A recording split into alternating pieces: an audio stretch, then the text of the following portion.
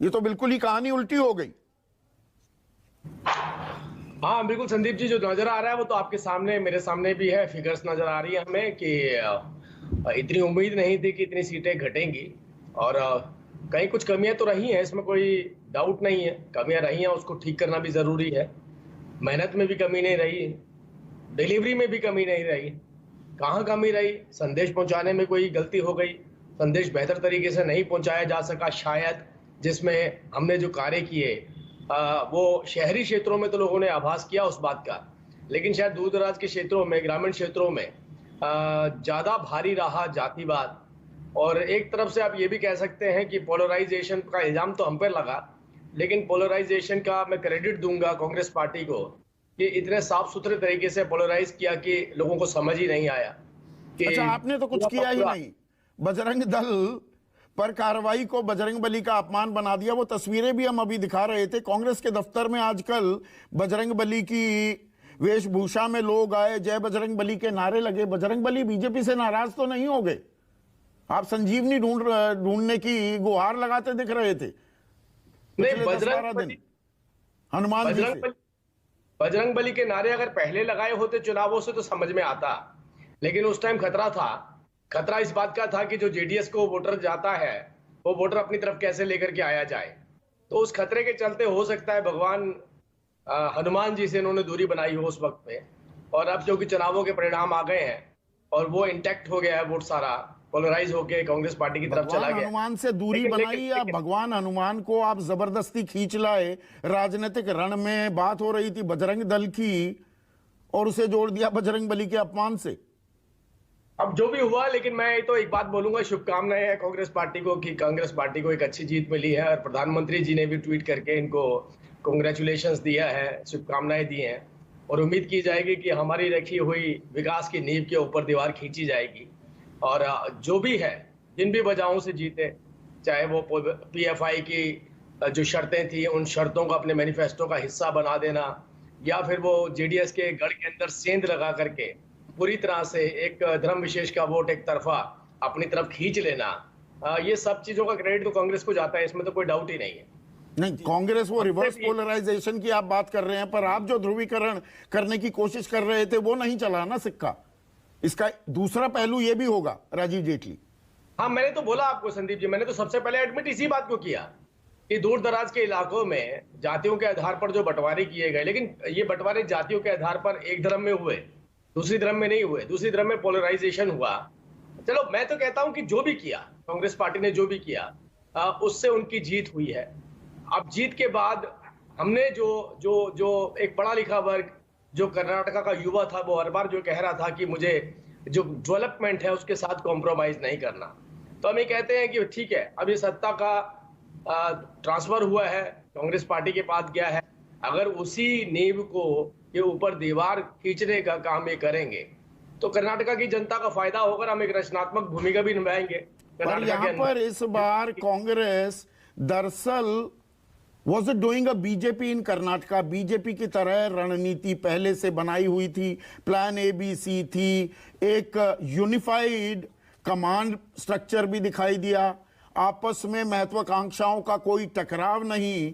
And on the other hand BJP was doing a Congress in Karnataka. गलत कह रहा हूं क्या? नहीं, बिल्कुल ठीक कहा आपने कि कांग्रेस की स्ट्रेटेजी अच्छी थी। कांग्रेस ने अच्छी नीति अपनाई चुनाव जीतने के लिए। अब उस नीति को अगर मैं बड़ा लंबा डिफाइन करूंगा तो आप कहेंगे फिर से वही वाली बात आ जाएगी कि ध्रुवीकरण का इल्जाम आप कांग्रेस पे लगा रहे हैं। अरे भाई, सिद्धारमैया और डीके शिव कुमार साथ साथ, उनकी अपनी महत्वाकांक्षाएं हैं, वो साथ आ गए। पूरा केंद्रीय नेतृत्व उनका सहयोग समर्थन करते हुए दिखाई दिया। आपके यहाँ पे सिर्फ अव्वल BL संतोष से खफा होकर जगदीश शेट्टार, लक्ष्मण सेवड़ी चले गए। कुल मिलाकर 50 से ज्यादा, half a century and more नेता आपको छोड़कर चले गए। लिस्ट आपकी 3-3 दिन तक रुक जाती है। ये बीमारियां, ये परेशानियां कांग्रेस में देखा करते थे, ये बीजेपी में दिखी। मैं तो कह ही रहा हूं, अगर ये कमियां ना होती तो क्या करने के बाद अगर हम चुनाव हारे हैं तो उसके पीछे उत्तर प्रदेश का आपने उदाहरण दिया। उत्तर प्रदेश में भी एक करिश्माई चेहरा है योगी आदित्यनाथ का।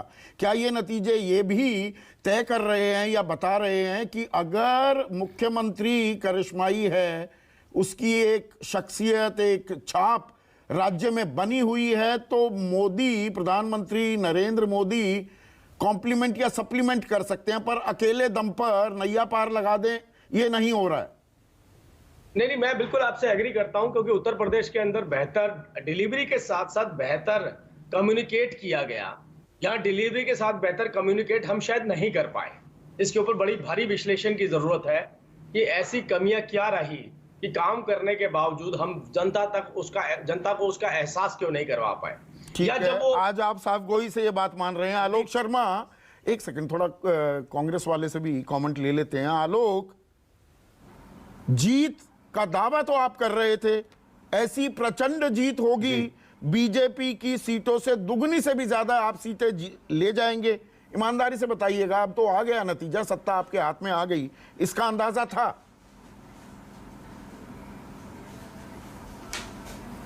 देखिए संदीप भाई, इतना अंदाज़ा किसी को भी नहीं था।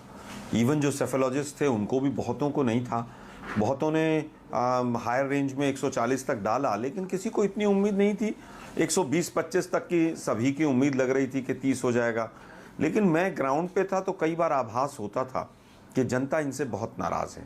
तो सबसे पहले तो धन्यवाद कर्नाटक की जनता का। कर्नाटक को हम सर झुकाकर नमन करते हैं। उन्होंने हमारे एक नई जिम्मेदारी दी है। जिस तरह से 40% की कमीशन की सरकार को कर्नाटक की जनता ने हटाया है और हमारी 5 गारंटी पर भरोसा किया है, हम वादा करते हैं कि जो गारंटियां हैं उस पर हम खरे उतरेंगे। अब मेरे छोटे भाई जेटली साहब काफ़ी देर से कह रहे हैं कि साहब जातिवाद हो गया, पोलराइजेशन हो गया। ये सीधा सीधा कर्नाटक की जनता का अपमान है। आप आज भी ये स्वीकार करने को तैयार नहीं है कि 40% की कमीशन की सरकार चल रही थी, आप उसको पूरा प्रमोट कर रहे थे। चोरी की सरकार थी, काहे इतने घबरा रहे हो? रिजर्वेशन, यूसीसी, दंगे, बजरंग दल, लिंगायत, सारी चीज़ें तो आप लेकर आए। रोज गोल पोस्ट बदलते रहे, राजीव गांधी से लेकर पंडित नेहरू से लेकर सबको ले आए आप। और ये पूरी तरह से मोदी साहब ने जिस तरह से लगभग 3 दर्जन रैलियां की, सरकारी पैसे से रोड शो हुए, देश की जनता ने बता दिया कि भाई अब एक तंत्र वर्सेस लोकतंत्र चलेगा। एक तंत्र नहीं चलेगा, अब लोकतंत्र चलेगा। पर लूज अब बॉल तो इमोशनल आपने कार्ड भी नहीं फेंकी ना, चलेंगे। आलोक शर्मा, मुझे नो क्या बॉल आपने गालियां भी दे दिया? अरे भाई, फेंकी, किसने गालियां जुबान दी? आपकी फिसली, प्रधानमंत्री को जहरीला साहब कहा जाए, या अब आप 4% मुस्लिम आरक्षण की बात करेंगे, संविधान धर्म के आधार पर आरक्षण की इजाजत नहीं देता, तो इन गेंदों पर मौके पर चौका मारने की बीजेपी तो कोशिश करेगी कि नहीं? संदीप भाई, मैं आपकी बात से सहमत हूं। 3-4 गलतियां हमसे जाने अनजाने में हुई। अगर वो चीजें नहीं होती तो चुनाव और स्मूथली चलता और अच्छा चलता। कुछ चीजों को अवॉइड किया जाता तो शायद मुझे लगता है, लेकिन इतने बड़े चुनाव में कुछ चीजें चूक भी हो जाती हैं। लेकिन जिस तरह से मोदी जी बार बार इमोशनल कार्ड खेल रहे थे, नेगेटिव कैंपेन कर रहे थे, जाति और धर्म को बीच में लेकर आ रहे थे, अब जनता कह रही है मन की बात आपकी नहीं चलेगी, अब जनता के मन की बात चलेगी। डबल इंजन अगर भ्रष्टाचार का होगा तो दोनों इंजन को बस्ट कर देंगे हम। पूरी तरह से अब भारत जोड़ने वाले लोगों की बात चलेगी, भारत तोड़ने वालों की बात नहीं चलेगी। केरला फाइल्स की बात जब जिस दिन देश के प्रधानमंत्री ने की, उस दिन स्पष्ट हो गया था कि जो प्रधानमंत्री मणिपुर को नहीं संभाल सकते और केरला फाइल्स की बात करते हैं, हार मान चुके हैं। आज ये पूरी तरह से जो जीत है ये कर्नाटक की जनता की है और हार सीधे सीधे मोदी साहब की है। दक्षिण भारत भाजपा मुक्त हो गया है पूरी तरह से। क्या कांग्रेस ये की जीत आलोचना अपने करें आप में कांग्रेस के लिए एक सबक भी है, या लाने के बाद एक नसीहत दे रहे हैं कि जो आम आदमी के सरोकार हैं, वो महंगाई, बेरोजगारी, भ्रष्टाचार, उसमें आपने वो जोड़ा ही है, इनको मजबूती से उठाओ तो जनता रिस्पॉन्ड भी करेगी? ये आप ईमानदारी से मानेंगे कि विपक्ष की कमजोरी रही है कि आम आदमी के मुद्दों को लेकर सड़क पर मजबूती से आप नहीं उतरते हैं?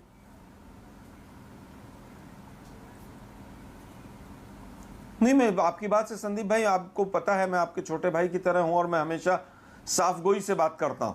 हमारी कमियां रही हैं, बहुत बार हम उनकी प्लेटफॉर्म पर, उनकी पिच पर जाकर खेले हैं, लेकिन कर्नाटक में जिस तरह से रहा तो पूरी तरह से हमने अपने एंगल से चुनाव लड़ा और जिस तरह से चीज़ों को उठाया गया, जिस परिप्रेक्ष्य में उठाया गया, हम कर्नाटक की जनता का भी धन्यवाद करते हैं कि उन्होंने हमारी बात सुनी भी। आप देखिए, देशद्रोह से लेकर सब कुछ ले आए ये लोग। कहाँ बजरंग दल और कहाँ हमारे इष्ट बजरंग बली, उनको भी कंपेयर करके, और देश के प्रधानमंत्री झूठ बोल रहे हैं। देश के प्रधानमंत्री का झूठ कर्नाटक की आम जनता में चर्चा का विषय था कि देश के प्रधानमंत्री को कम से कम झूठ नहीं बोलना चाहिए। तो क्या कर्नाटक 25-30 की जनता चुनाव पहले ने नहीं सत्ता हारे? तो आपको तमाम सौंप राज्यों में दी, हारे, और दिल्ली अभी में तक 3 बार हारे। आप एकजुटता दिखा रहे थे, एकादिखी कांग्रेस में जो बहुत कम दिखाई दे रही है पिछले कुछ सालों में, ये एका बरकरार रहेगी। वो 3 बार प्रेस कॉन्फ्रेंस होने वाली थी, वो टल गई है। जी। ये मुख्यमंत्री कौन बनेगा ये फैसला आसानी से हो जाएगा, या पुरानी बीमारी के लक्षण फिर से तो नहीं दिखने लगेंगे? संदीप भाई, मुझे बिल्कुल नहीं लगता है। कल विधायक दल की बैठक होगी, उसके बाद एक नेता चुन लिया जाएगा, कहीं पर कोई आपत्ति नहीं है। मुझे तो इंटरनली कुछ चीजें ऐसी भी हैं जो मैं आपके सामने नहीं कह सकता हूं, कहीं पर कोई दिक्कत नहीं आएगी, बहुत स्मूथली ट्रांजिशन होगा। लोग हिमाचल में भी कयास लगा रहे थे कि पता नहीं क्या होगा, कैसे होगा, लेकिन बहुत स्मूथली ट्रांजिशन हुआ और ट्रांजैक्शन जिस तरह से गवर्नमेंट का हुआ, कहीं पर यहां पर भी कोई दिक्कत नहीं आएगी। ठीक है, और सुकेश एक बात आप मैं और बीच जोड़ में देना जोड़ना भी चाहता चाह हूं, रहे मोदी थे, जी से हमने एक पूछना चीज भी और चाह रहे सीखी। थे। एक मिनट आलो। उन्होंने एक नारा दिया था, नोट पे ये कह रहा था बार बार, जब आप बजरंग बली की बात कर रहे थे वोकल तो फॉर मैं ये लोकल। कह रहा था राजीव जी से कि कहीं भगवान राम तो नाराज नहीं हो गए, क्योंकि सारा भरोसा हम पे था। ये शिफ्ट करके भगवान राम हनुमान के पास चले गए, तो भगवान राम जी तो नहीं नाराज हो गए। ये देखिए एकजुटता, एका की जो मैं बात कर रहा था, अब ये प्रेस कॉन्फ्रेंस की तस्वीर, और वहां पर ये मंच पर फोटो ऑप कुछ और होता है और अंदर खाने कुछ और होता है। हकीकत कुछ और होता पर है। चलिए, एक जो फोटो ऑप है, कम से कम उसमें भी अभी ये तस्वीर दिखाने की कोशिश की जा रही है। राष्ट्रीय अध्यक्ष मल्लिकार्जुन खड़गे हैं, उनके दाहिने ओर जो प्रदेश अध्यक्ष हैं डीके शिव कुमार, सिद्धरमैया जो मुख्यमंत्री रह चुके हैं, मंच संचालन प्रभारी कर रहे हैं। रणदीप सुरजेवाला का कम जिक्र हो रहा है, पर रणदीप सुरजेवाला पर भी एक ये अहम जिम्मेदारी थी सुकेश, प्रभार दिया गया। और यहां पर जो 10 महीने पहले से तैयारी हो रही थी, यहां कांग्रेस वो काम करती दिखी जो उससे उम्मीद तो बहुत से लोग करते थे, पर वो करते हुए पाई नहीं जाती थी। ये मैं बार बार कह रहा हूं, शुरू से कह रहा हूं कि अर्ली मूवर्स एडवांटेज जो है वो कांग्रेस को मिला है। ह्यूज एंटी इनकम्बेंसी, ये कहना चाहते होंगे जेटली जी, लेकिन अब कहना मुश्किल है कि मुंबई सरकार का जो नकारापन था। 1 मिनट के लिए मैं रोक रहा हूं, सुन लेते हैं क्या कह रहे हैं रणदीप सुरजेवाला। का मार्गदर्शन लगातार हम पर हमारे साथ बना रहा। कांग्रेस, भारतीय राष्ट्रीय कांग्रेस के संगठन महासचिव श्री केसी वेणुगोपाल साहब, working presidents, AICC secretaries, dignitaries on the dais. Let me take this opportunity to welcome each one of my journalist friends from print and electronic media who's present here in this special press conference. I also thank all the enthusiastic leaders and workers of the Congress Party who are present here as part of this special press conference. तो ये press conference शुरू होने वाली है, इसकी जो अहम बिंदु होंगे, खास जो बातें होंगी, वो आपके सामने हम पेश करते रहेंगे। पर सुकेश, जो आप अपनी बात मैं ये कह आगे रहा बढ़ा था रहे थे, कि huge anti incumbency against the present government, Mumbai सरकार का नकारापन वो सबसे बड़ा शस्त्र साबित हुआ कांग्रेस के लिए। और जो करीब 10 महीने 1 साल पहले जो लोगों को रीच आउट कर रहे थे, वो लोगों के परकोलेट करके नीचे तक गया। धीरे-धीरे मन बना दिया। ये सरकार करप्ट सरकार है। अब ये जेटली साहब नहीं कह सकते, क्योंकि उनके सीएम थे, तो वो नहीं कह सकते कि सीएम ने इतनी खराब बैटन हमको सौंपी जिसको लेकर प्रधानमंत्री पहले नंबर पे तो नहीं आ सकते थे, इसलिए वो दूसरे नंबर पे आए। अब सवाल ये है कि ये जीत कांग्रेस को, एक जो अभी तुरंत का संकट ये है कि मुख्यमंत्री बहुत आराम से चुन लेना। अब उसमें डीके शिव कुमार, उनके ऊपर केसेस हैं। अगर कांग्रेस डीके शिव कुमार, जिनका पहला हक बनता है, उन्होंने बहुत दिलेरी से मुकाबला किया है, सारे रिसोर्सेज लगाकर मुकाबला किया है, तो उनका बनता है।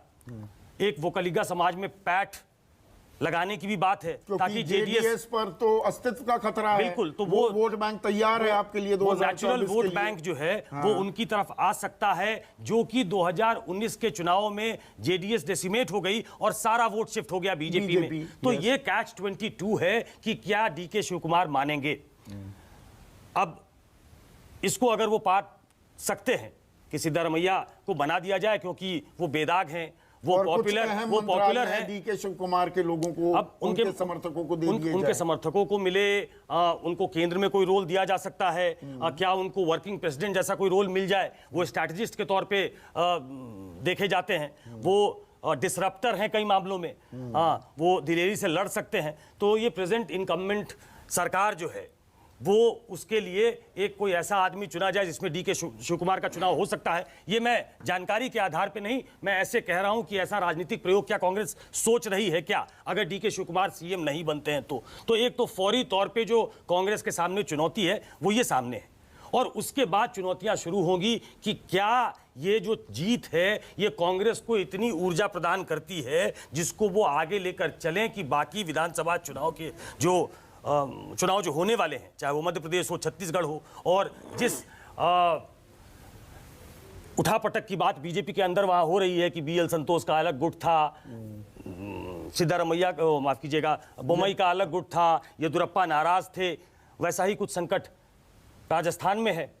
अजमेर से उनकी यात्रा निकली है, पता नहीं कहां तक पहुंची, जयपुर तक पहुंचनी है, तो उसको पाटना, और इसके आधार पे 24 में जो एक बड़ा विपक्षी गठबंधन बनाने की तैयारी है, उसमें क्या कांग्रेस इतने ही, जैसे आज आलोक जी लग रहे हैं कि बहुत संभले हुए सधे हुए प्रवक्ता के तौर पे हैं, क्या कांग्रेस में ये अहंकार आ जाएगा कि अब हम मजबूत हैं, अब कोई आर्म ट्विस्ट नहीं कर सकता, अब कोई ऐसा हम पे थोप नहीं सकता कि अब आप सबड्यूड रोल में ही रहो, आप पीछे खड़े रहो और हमें आगे कर दो।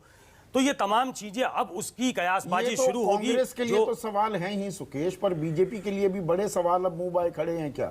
जो कर्नाटक में हुआ, जो अंतरकलह, जो आपसी 36 का जो आंकड़ा दिखा, और केंद्र शीर्ष नेतृत्व और स्थानीय नेतृत्व में कोई तालमेल दिखा ही नहीं, ये समस्या आने वाले 3 राज्य में, तेलंगाना को अभी छोड़ रहा हूं, राजस्थान में अगर अशोक गहलोत और सचिन पायलट की नहीं बन रही तो बीजेपी की गत भी कोई अच्छी नहीं है। नहीं, ज्यादा गुट है वहां, ज्यादा गुट है। मध्य प्रदेश में भी शिवराज सिंह चौहान के खिलाफ एक नाराजगी का एहसास बोध बढ़ता जा रहा है, और रमन सिंह तो छत्तीसगढ़ में वो लगता है घर में बैठ गए। नंद कुमार साई नहीं, वो निकलना तो चाहते हैं, हाँ। लेकिन बीजेपी चाहती है वो घर में बैठे। हाँ, और बीजेपी को पता भी नहीं लगता कि नंद कुमार साई जैसा बड़ा वहां का नेता कब कांग्रेस ज्वाइन कर गया, कैसे कर गया, कानो कान खबर नहीं हुई। देखिए, तो बीजेपी के लिए भी कुछ बड़ी समस्याएं खड़ी हुई है। बीजेपी के लिए कर्नाटक और ये जो 3 राज्य जिसका आप हवाला दे रहे हैं, उन दोनों में मूल फर्क है। मैं समझता हूं कि ये जो सेकेंड रंग लीडरशिप है, या जो नरेंद्र मोदी अमित शाह डुओ की जो बीजेपी है, उन्होंने इन तीनों राज्यों में, उनके प्रदेश अध्यक्ष देखे, संगठन मंत्री देखे, वहां की टीम देखे, उन तीनों राज्यों में अपने पसंद के लोग रखे हैं, उनकी चॉइसेस हैं। कर्नाटक में ये नहीं था। कर्नाटक में वो पुरानी लीडरशिप उसको रिजिक करके वो काम चला रहे थे।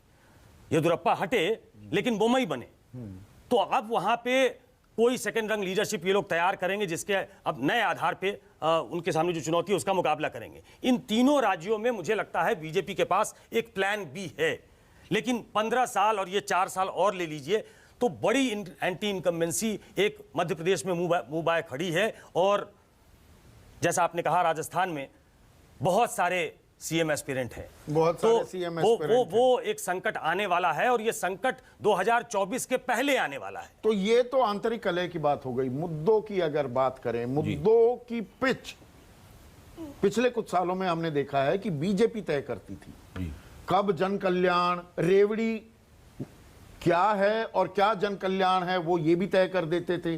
लाभार्थी एक वर्ग, एक जाति भी क्रिएट कर दी, किस मुद्दे को कब कितना उठाना है, और उसी पर विपक्ष उस पिच पर खेलता दिखता था। इस बार गेम पलट गया है।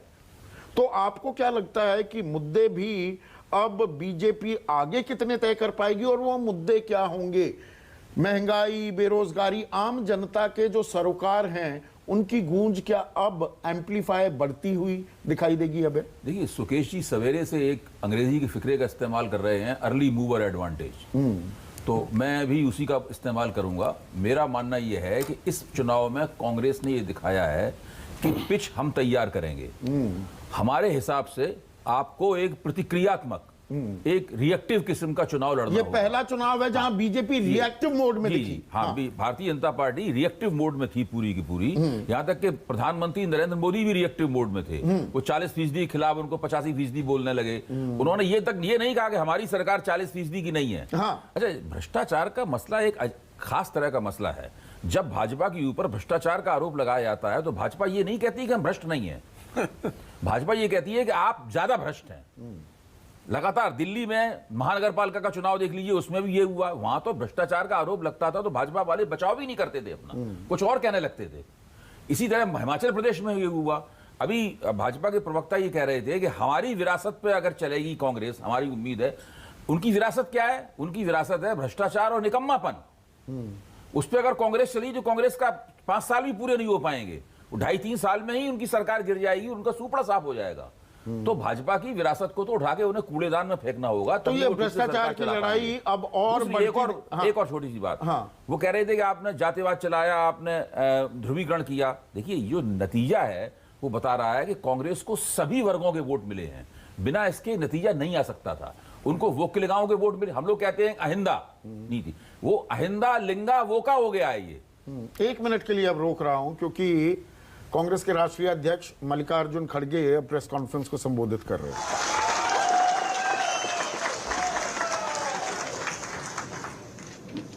ಇವತ್ತಿನ ಚುನಾವಣೆ ಸಂದರ್ಭದಲ್ಲಿ ನಾವೇನು ಕಾಂಗ್ರೆಸ್ ಪಕ್ಷದ ಜಯಭೇರಿಯನ್ನು तो अभी कन्नड़ में लोगों को संबोधित कर रहे हैं, हिंदी में भी बोलेंगे। जैसे ही हिंदी में बोलेंगे हम वो काटेंगे और आपको दिखाएंगे।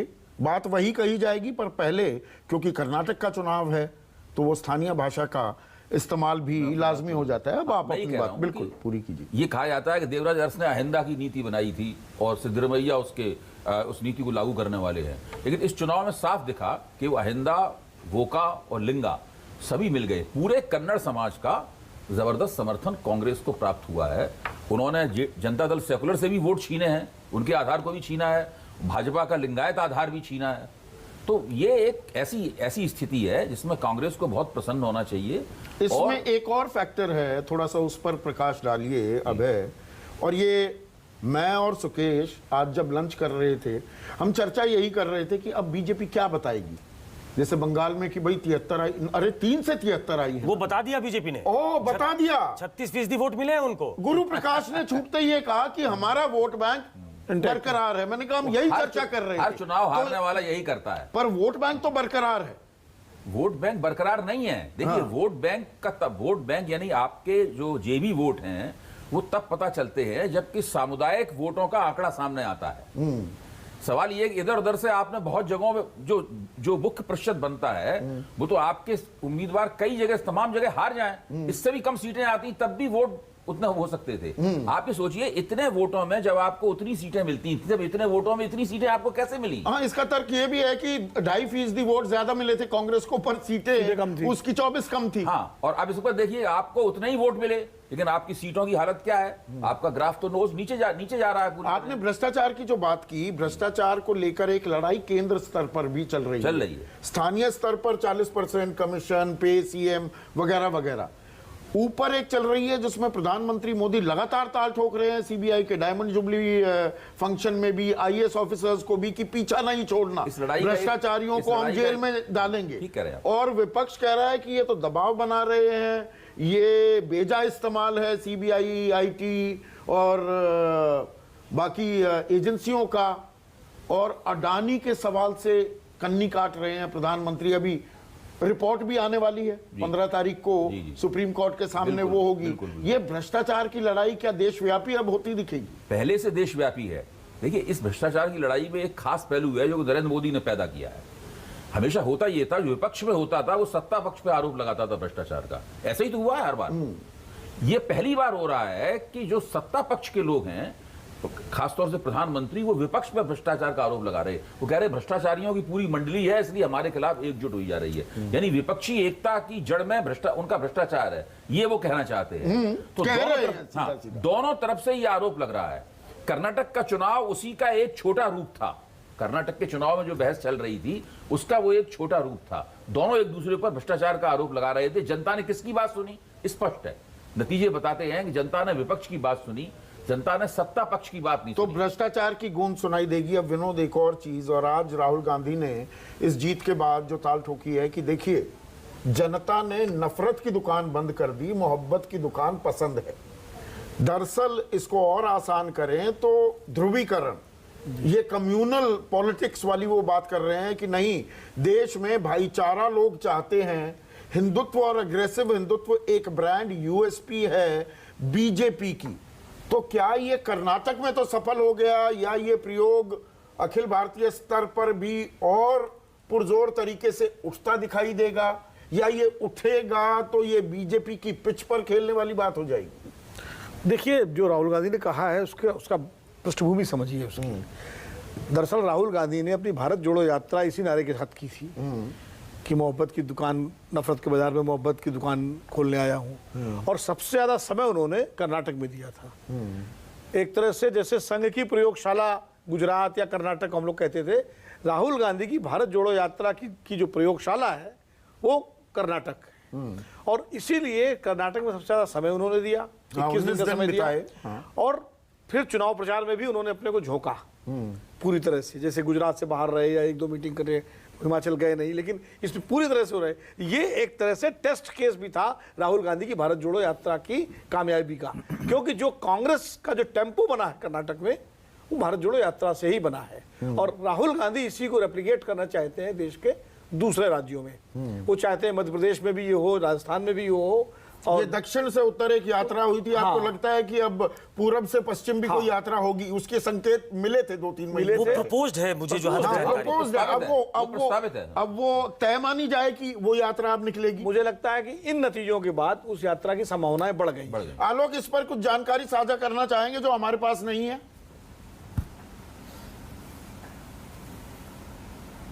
देखिए, मुझे लगता है संदीप भाई, ये चर्चा कई बार हुई है और टॉप लीडरशिप भी इसके लिए सकारात्मक है।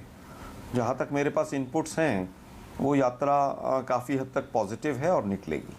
लेकिन आधिकारिक तौर पर मैं ऐसा ऐलान नहीं कर सकता हूँ, लेकिन काफ़ी हद तक उसकी उम्मीद है। तो आपने भारत जोड़ो यात्रा की पहले की तैयारी की बात की, भ्रष्टाचार की हमने बात की है, पर जो ये हिंदुत्व का एक एजेंडा जो यूएसपी है और हिंदी हार्टलैंड में, खास हिंदी पट्टी में उसकी गूंज है, और हिंदी पट्टी का पुट बहुत है, राजनीतिक पुट। 80 सीटें तो भाई यूपी की हैं, 29 है मध्य प्रदेश, 40 बिहार में है, 40 बिहार में, 25 राजस्थान में, 26 गुजरात में। देखिए, हिंदुत्व की जो बीजेपी का जो सबसे बड़ा हथियार है, कर्नाटक ने उस हथियार को स्वीकार नहीं किया। जो जिस तरह से, और आगे का क्या रहा होगा? मैं आगे पे जा रहा हूँ। लेकिन कर्नाटक ने एक दूसरा नैरेटिव बनाया है। वो नैरेटिव है सोशल जस्टिस का, सामाजिक न्याय का, जिसको हम मंडल 3 कह सकते हैं। सनातन बनाम सामाजिक न्याय, हिंदुत्व बनाम सामाजिक न्याय कहिए। क्योंकि वो मैं एम.के. स्टालिन वाले शब्द इस्तेमाल कर रहा था। कोलार के रैली में राहुल गांधी ने पिछड़ों को न्याय दिलाने की बात की, पिछड़ों की जनगणना की, जाति जनगणना की बात की। और मल्लिकार्जुन खड़गे ने प्रधानमंत्री को चिट्ठी लिखी जाति जनगणना को लेकर। और ये वो नैरेटिव है जो बिहार में नीतीश कुमार बना रहे हैं, अखिलेश यादव उत्तर प्रदेश में बना रहे हैं। तो हिंदी पट्टी में, पर उसमें पलटवार भी तो कर रही है ना बीजेपी। आपने कोलार का जिक्र किया, 2019 में उसी कोलार में मोदी सरनेम को लेकर जो बात कही, 2 साल की सजा हुई, संसद सदस्यता भी गई, घर निकाला भी हो गया। अब घर निकाले में मैं एक आपको बड़ा दिलचस्प किस्सा बता दूं, लाइटर नोट में। आज कांग्रेस के एक नेता मुझसे कह रहे थे कि राहुल जी को 12 तुगलक लेन से निकाल करके भारतीय जनता पार्टी ने हमारा बड़ा भला कर दिया, क्योंकि वास्तु शास्त्रियों के अनुसार ये घर जो है उनके लिए अशुभ था। अब हमारी देखिए निकलते ही जो है सफलता शुरू हो गई। ये गंभीरता के साथ उनकी ही कोर टीम के छोटी सी बात, देखिए ये जो बात 2014 में नरेंद्र मोदी के उभार के बाद ये कहा जाने लगा कि अगर आप मुसलमानों का समर्थन करते हुए दिखेंगे, मुस्लिम प्रश्न उठाते हुए दिखेंगे, तो आप हिंदू आपसे नाराज हो जाएंगे और भाजपा का एजेंडा और ज्यादा आसान हो जाएगा, ये बात कही जाती है। तो सभी लोग, कोई जनेऊ दिखा रहा है, कोई अपना गोत्र बता रहा है, हाँ, सभी लोग- विपक्ष को वही काम करना और पड़ रहा है। ये हनुमान कर रहा है। चालीसा अरविंद केजरीवाल पढ़ रहे हैं, कोई जनेऊधारी ब्राह्मण बता रहा है। पहला पुख्ता प्रमाण है कि ऐसा नहीं होता है, व्यवहारिक जमीन पर ऐसा नहीं होता है। पर ये कर्नाटक का मानस कुछ अलग है। हाँ, ये नहीं, अखिल नहीं। भारतीय स्तर आप पर अखिल भी भारतीय same स्तर for- का आंकड़ा दे रहा हूं मैं आपको। हाँ। अखिल भारतीय स्तर पे भी देखें तो जो हिंदू गोलबंदी भाजपा के पक्ष में होती है, उनके कैचमेंट एरिया, उनके प्रभाव क्षेत्र को केवल अगर माने, वो तो नहीं है, भाजपा तो राष्ट्रीय पार्टी है ना, तो उसमें एक वोट अगर भारतीय जनता पार्टी को उस कैचमेंट एरिया में मिलता है, 45 से 50% की गोलबंदी होती है ना, मुसलमान को टिकट तो देते ही नहीं, सारे वोट हिंदू ही मिलते हैं, तो बाकी बाकी बचा हुआ वोट तो भाजपा के खिलाफ पड़ता है। तो ये मानना है कि सारे के सारे हिंदू भाजपा के पक्ष में हो जाते हैं, ये तथ्यता गलत बात है। भाजपा के प्रभाव क्षेत्र में भी गलत है और कर्नाटक जैसी जगह में तो बिल्कुल गलत है। पर अभी देखना होगा ये मुद्दा कितना आगे बढ़ेगा अखिल भारतीय स्तर पर वोकल फॉर लोकल, हाँ। ये स्ट्रैटेजी क्या काम करती दिखी है? बिल्कुल, कांग्रेस? राज्यों के चुनाव में ये स्ट्रेटजी काम कर रही है और हिमाचल इसका मॉडल बना और हिमाचल के बाद कर्नाटक ने इसको और आगे प्रूव किया। हिमाचल में ओपीएस की गूंज, यहाँ पर भ्रष्टाचार की गूंज। लेकिन एक फर्क आने वाले चुनाव में ये होगा कि दो राज्यों में कांग्रेस सत्ता में है, राजस्थान में और छत्तीसगढ़ में। कर्नाटक में और हिमाचल में बीजेपी सत्ता में थी, तो एक एंटी इनकम्बेंसी स्वाभाविक तौर पर जो है बीजेपी के खिलाफ थी। छत्तीसगढ़ और राजस्थान में जहां कांग्रेस सत्ता में है, क्या ये कांग्रेस इस तरह के स्थानीय मुद्दों को उठा पाएगी जो बीजेपी के लिए दिक्कत हो? क्योंकि वहां तो मुद्दा बीजेपी शुरू करेगी कि भाई अशोक गहलोत सरकार में ये गड़बड़ है, भूपेश बघेल की सरकार में ये गड़बड़ है, तो वो उसका काउंटर कांग्रेस कैसे लोकल बनाम वोकल करेगी।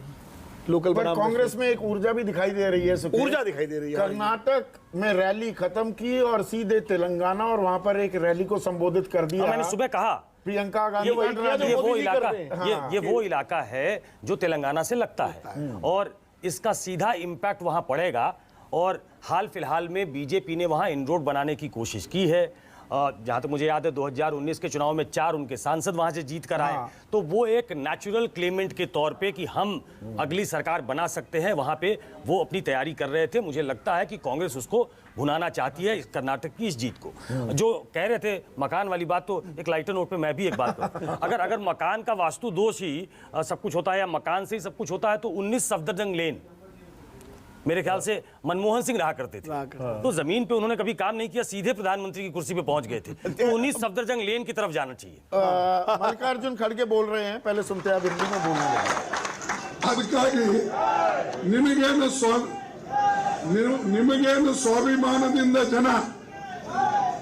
ನಿಮಗೇನು ಸ್ವಾಭಿಮಾನದಿಂದ ಜನ ವೋಟ್ ಕೊಟ್ಟರು, ಈಗ ನನ್ನ ಬಾರಿ ಇದೆ। बीच में सिर्फ एक ही लाइन बोली है, क्योंकि आपने हिंदी में शुरू कर खड़गे साहब को आपने बता दिया है, हाँ। तो मैं मुझे कुछ जानकारी जो मिली है और उसको पुष्ट कर देंगे आलोक शर्मा। खड़गे जी को देखा तो याद आ गया कि एक तरफ राहुल निकले थे, दूसरी यात्रा प्रपोज बताई जा रही है। मुझे ऐसा बताया गया है कि कांग्रेस अंदर खाने इस बात की तैयारी कर रही है, बहुत समय के बाद कांग्रेस को एक दलित अध्यक्ष मिला है जो कि बहुत सीरियस और सीजन नेता है, हिंदी अच्छी बोलते और हैं मेहनती भी है और इस 5 उम्र भाषाएं में बोलते हैं। हाँ, मराठी भी बोलते हैं, अंग्रेजी तमिल भी बोलते हैं, हैं, कन्नड़, जी। उर्दू। और तेलुगु। मैं हिंदी भाषी इसलिए कह रहा था उनको कि हिंदी अच्छी बोलते हैं, तो शायद उत्तर प्रदेश और बिहार जहां दलित अच्छी खासी संख्या में है, उत्तर प्रदेश में मायावती का रोल बहुत एक तरीके से वो डेसिमेट हो गई है। हाँ, और बीजेपी की बी टीम माना जाने लगा है उनको। तो ऐसे में वो एक वेकेंट स्पेस है, ये 120 सीट्स, तो ऐसा कहा जा रहा है कि 120 सीट्स पे 120 रैली, और खास तौर पे वहां जहां दलित कंसंट्रेशन है वहां दलित नेता के तौर पे मल्लिकार्जुन खड़गे जाएं। ये वो इलाका है, ये वो कैचमेंट एरिया है जहां कांग्रेस अपने आप को बेनिफिशियरी की तरह देख सकती है। ये एक अच्छा मूव हो सकता है अगर ये जानकारी सही है कि एक दलित नेता को उन दलित जगहों पे भेजा जाए और वो कांग्रेस के अध्यक्ष के तौर पे जाएंगे, तो शायद लोगों को लगेगा कि कांग्रेस पार्टी ने एक दलित अध्यक्ष बनाया है और इनके साथ होना चाहिए। तो ये भी एक ऐसा मूव हो सकता है जिससे दलित उनसे जुड़े।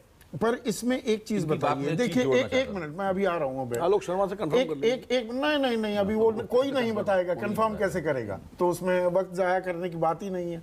सुकेश, जो जिन्हें हम स्थानीय मुद्दे कह देते हैं, दरअसल वो भी अपने आप में राष्ट्रीय मुद्दे हैं। महंगाई, बेरोजगारी, किसानी की समस्या, ये अपने आप में राष्ट्रीय मुद्दे हैं। हम आजकल जो नैरेटिव चलाते हैं, हम मीडिया वाले भी, वो राष्ट्रीय मुद्दे, राष्ट्रभक्ति से जुड़ा हुआ, वो सेना से जुड़ा हुआ, उन मुद्दों को हम राष्ट्रीय मुद्दे बना देते हैं।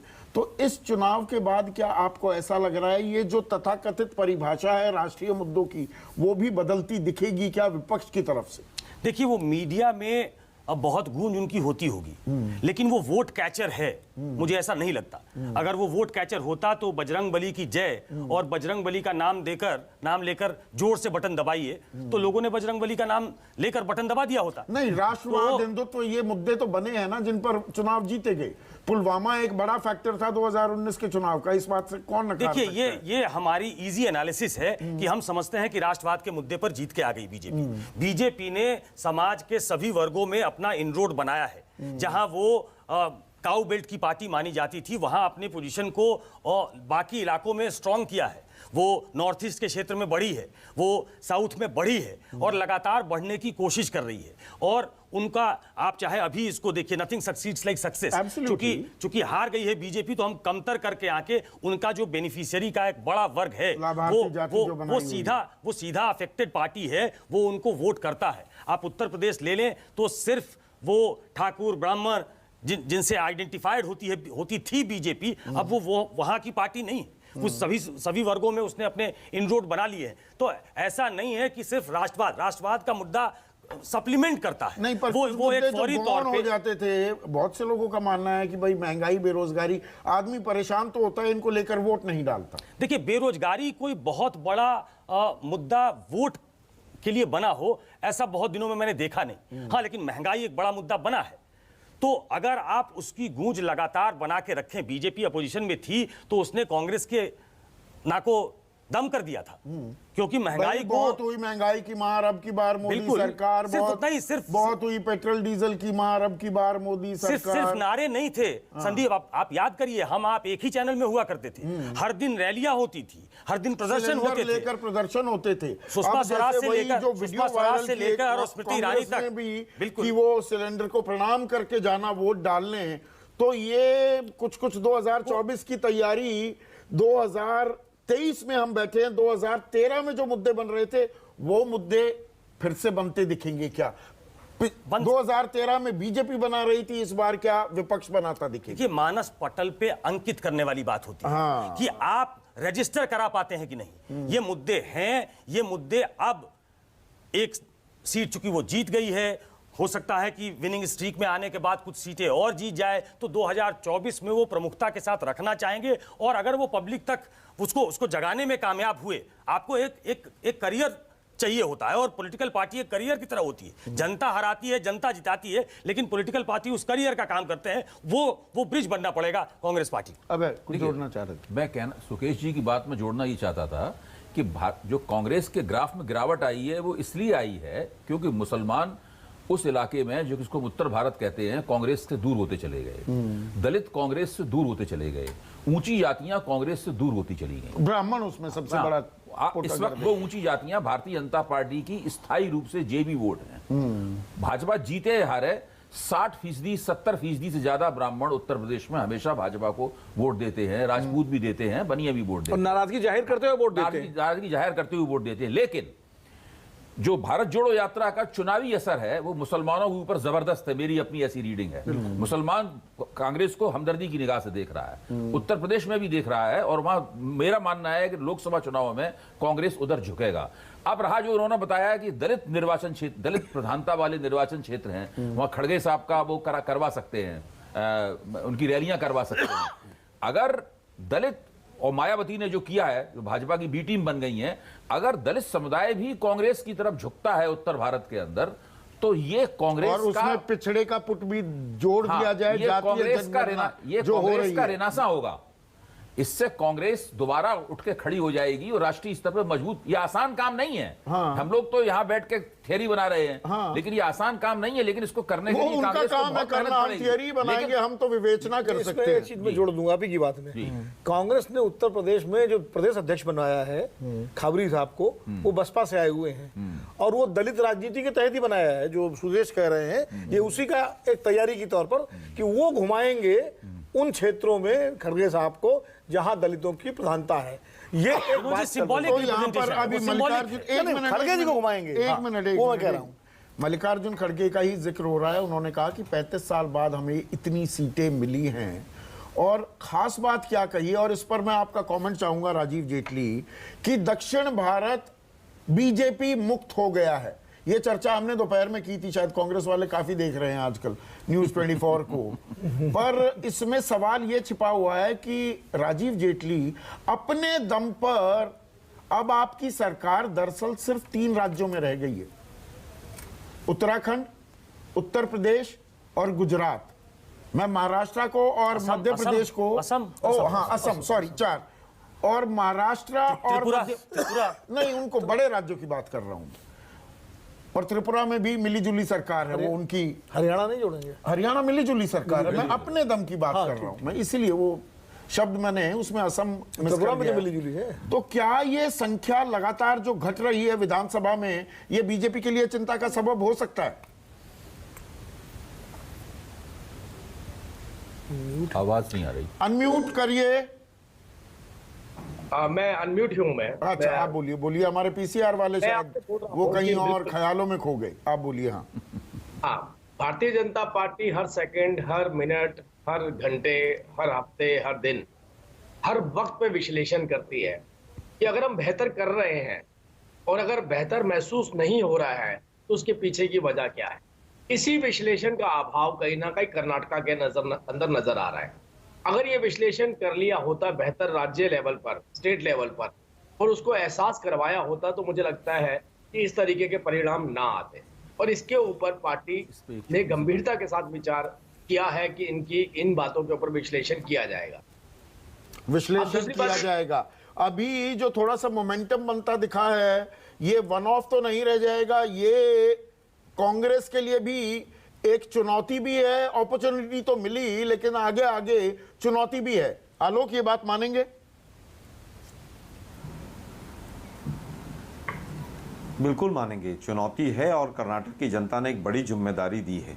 पिछले 3.5 साल में कर्नाटका के ऊपर कर्जा लगभग दुगना हुआ है और दूसरी तरफ हमने 5 गारंटी दी, तो अर्थव्यवस्था को दुरुस्त करना हमारे लिए एक चैलेंज होगा और मुझे पूरी उम्मीद है कि हम इसको स्वीकार करेंगे। उसके बाद जो बात आती है कि किस तरह से राजीव बार बार कह रहे हैं हमने बहुत अच्छा किया, बहुत, अरे भाई, हजारों करोड़ रुपए का एडवर्टीजमेंट अकेले मोदी साहब जी के अकाउंट से जा रहा है, उसके बाद भी आप बात नहीं पहुंचा पा रहे हैं। महंगाई खत्म हो गई क्या? बेरोजगारी खत्म हो गई क्या? भ्रष्टाचार बढ़ नहीं गया? कितना काला धन आया? कितनी महिला सुरक्षा हुई? कितना किसान की आय दुगनी हुई? किस किस को घर मिला? पिछले 15 दिन में 3 आतंकी घटनाएं हुई, मोदी साहब से ट्वीट तक नहीं हुआ जम्मू कश्मीर में। मुझे लगता है सतपाल मलिक जी ने, और अगर जंतर मंतर पे महिला पहलवानों को देख लो तो आपकी आंखें खुल जाएंगी। अडानी के मुद्दे पर अडानी का आ नहीं बोला गया बीजेपी के प्रवक्ताओं से, स्टूडियो छोड़कर भाग गए। एक एफआईआर नहीं हुई जो भ्रष्टाचार के लिए हो 2014 के बाद, और उसमें 2 लोग कन्विक्ट हो गए। तो जितने वादे किए गए थे, जितनी बड़ी बड़ी बातें की गई थी, ये सरकार उस पर पूरी तरह से रिस्पॉन्ड करेंगे आप पर, क्योंकि आरोप भी लगाए हैं। Rajiv Jaitley, quick response 20 second का प्लीज। नहीं, अब जो से इन्होंने बताया कि कितना एडवर्टीजमेंट किया जाता है, अब हम बघेल साहब से सीखेंगे कि सरकार के पैसे का दुरुपयोग कैसे किया जाता है। इस चैनल के ऊपर कई बार समझ नहीं आता, न्यूज आ रही है या प्रमोशन चल रही है, इतनी लंबी लंबी ऐड अगर आपकी सरकार दे रही है और बिना किसी काम के, तो मैं बिल्कुल मानता हूं आपसे, ये सीख हमें लेने की जरूरत है। लेकिन हमारा काडर, हमारा कागज निकालिए, क्या दिक्कत है? काडर, हमारा कार्यकर्ता मजबूत है। सरकारी पैसे का दुरुपयोग ना करते हुए अपने काडर का, हम काडर के माध्यम से अपनी की हुई अच्छा उपलब्धियों। राजीव जेटली, कौन सी सरकार है जो ये प्रमोशनल वीडियोस नहीं चलवाती है हर चैनल पे? उत्तर प्रदेश सरकार कितना दे रही है? ये अकेले छत्तीसगढ़ के चल रहे हैं? योगी आदित्यनाथ के, मनोहर लाल खट्टर के, अशोक गहलोत के, शिवराज सिंह चौहान के, किसके नहीं चलते? अरविंद केजरीवाल। मैंने आपसे यही बात बोली थी अभी, क्योंकि इन्होंने इस बात को कोट किया कि एडवर्टीजमेंट, हमने इसी बात को बोला था कि हमारा काडर मजबूत है, दुनिया की सबसे बड़ी राजनीतिक पार्टी है, और एक जीत ने सारे आंकड़े नहीं बदल दिए। एक जीत ने कर्नाटक तो हार जीत होती रहती है, एक जीत से क्या पूरा नैरेटिव बदल जाता है? राजनीति का ऊंट क्या करवट ले लेता है? आने वाले वक्त में इसकी भी विवेचना होगी, गवाही भी देगा आने वाला वक्त। एक छोटा सा ब्रेक ले रहे हैं, छोटा सा ही ब्रेक है, 8 बजे फिर मिलते हैं, बने रहिए। चुनाव मतलब न्यूज़ 24।